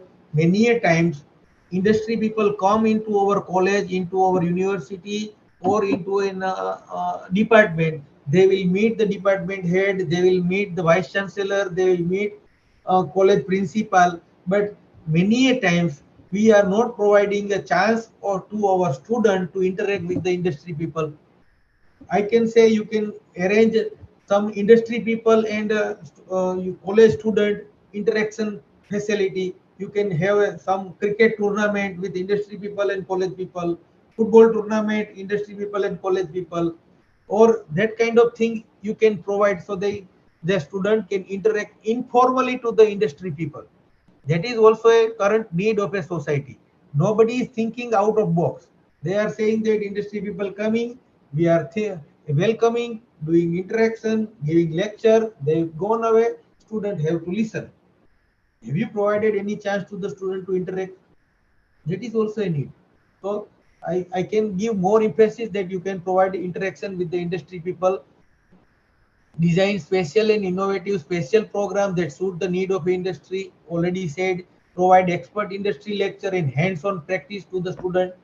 That is also required. And the last point, not the last, but last second point, I would say that industry training and internship, that has also more impact. If you want to make your student 360-degree developed and student get easily job, student get job very fast and appropriate job, on that time the internship and training has a more emphasis. In our computer science, in engineering, most of the students are going in internship and training, but some other courses like master of some social sciences, or master of arts and master of uh, other courses, I can say some linguistic courses, they are not doing. But I say that there should be some industry training. If the student is doing a master of arts in English subject, he should go into the training and he should teach, get some idea with the industrial communication, industry, right, how they are doing, how they are getting the tender, how they are filling the tender. That kind of thing is also need to put in the student of a language. That will really make a difference with the other student. If they go into the industry, they see the infrastructure, they will easily learn something from the industry. I can say there must have some collaboration with industry for training and internship. I already said on that part also. But if you don't have such kind of collaboration, you have to find every year a new industry and you have to contact for that. You must have a placement cell. I said that word, the placement cell is required in all the educational institute, academic institute, who are specially focusing on students' placement. Now, most of the time, what happens? The placement cell is sending email to the industry people, and they are inviting people for a placement. They are providing some tea and coffee, and they say that these are the 60 students. Out of that, you whatever the student you want, you take interview or take some test and get your desired student. This is stereotype theory. We have to take care of industry with the relation. You must have some industry relation with the placement cell. You can have some informative relation. You must have some information talking. You must have a regular meeting, and that makes your placement cell very powerful for the placement. That is to be taken care, and placement and incubation center must have industry people involvement.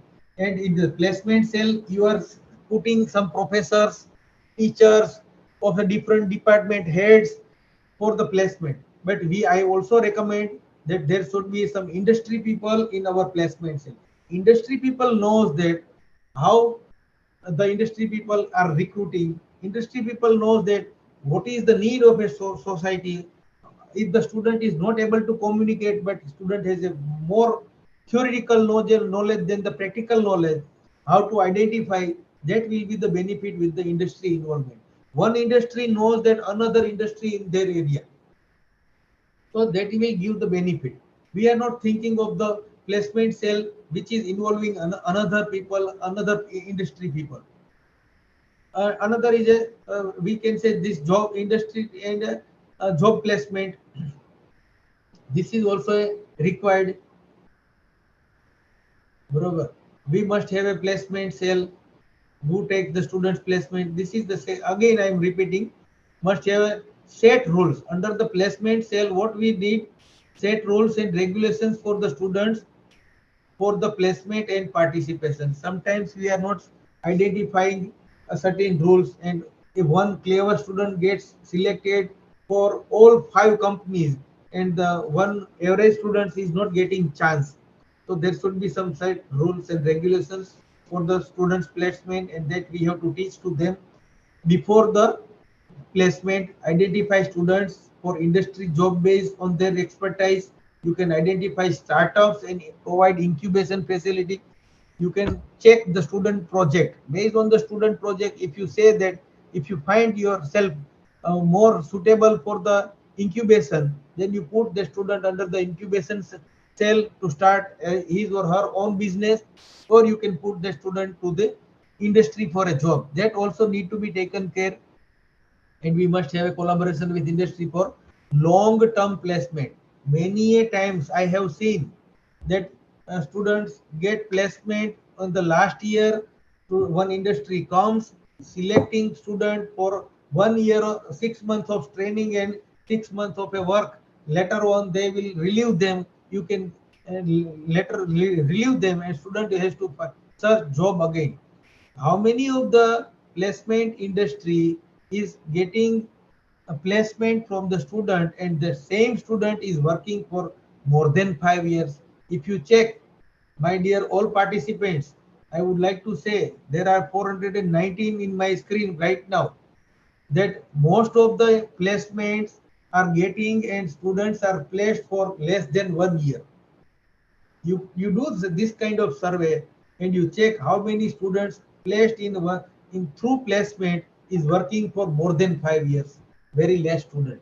This is the fact and reality of the current society.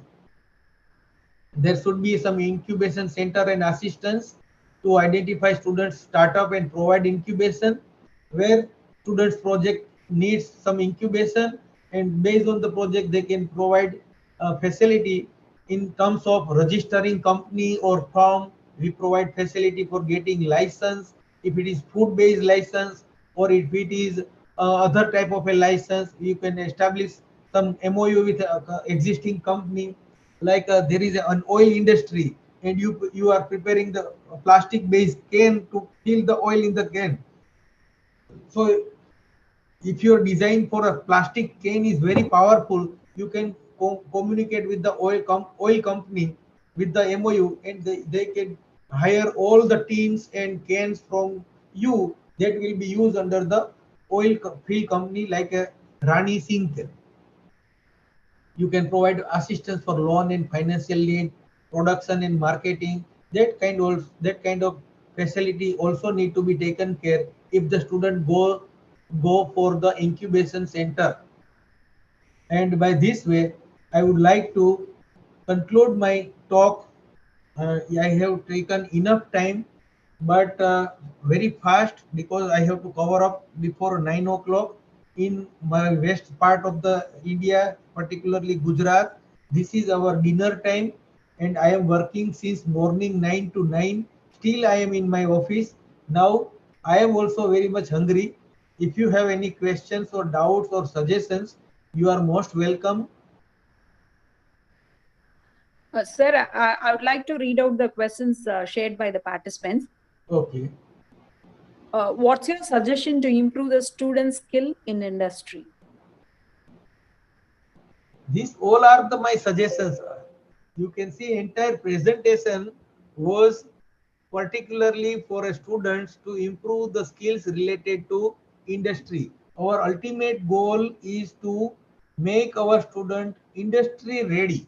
For example, if my student is from computer science, what I think, what I should do to get student in computer IT industry. If my student is from civil engineering, how I can put my student in the civil department or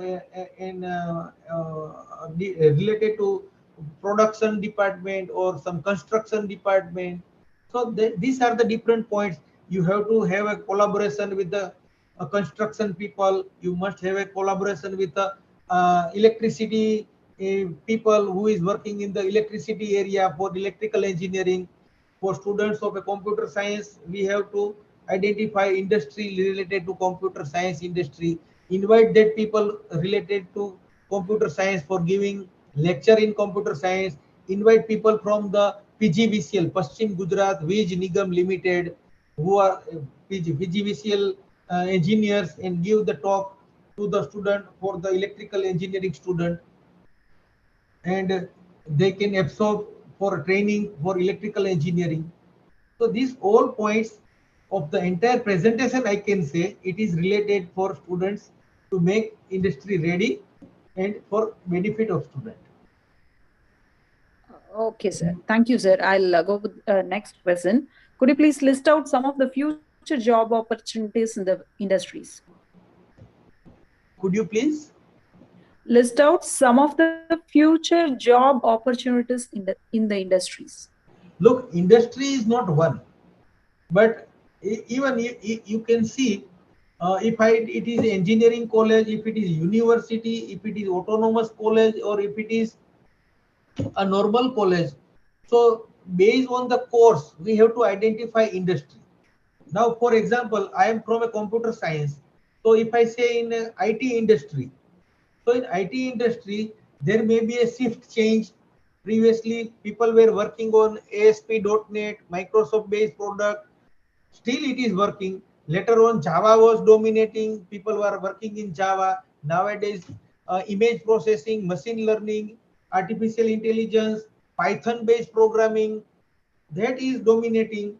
So, depending at the different time, different industry needs different placement requirement. So if the student is working on Swift, then student gets placed in the Apple based programming language, web application, mobile application, and Kotlin is also a one framework.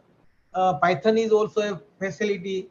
So different skill is required for different type of industry. Thank you, sir. I'll go with the next one. Why students who placed in industry keep on shifting new companies? Actually, I'm not able to hear properly. Why